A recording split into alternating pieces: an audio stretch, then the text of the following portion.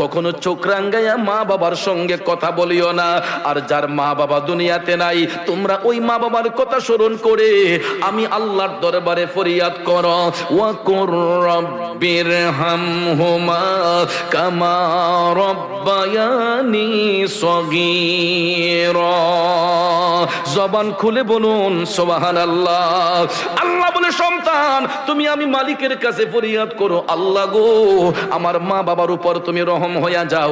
যেমনি ভাবে ছোট্টবেলা আমার মা বাবা আমি সন্তানকে লালন পালন করেছে, আদর সোহাগ করেছে, আল্লাহ আমি কচি শিশুর মতো আমার মা বাবাকে তুমি লালন পালন করো।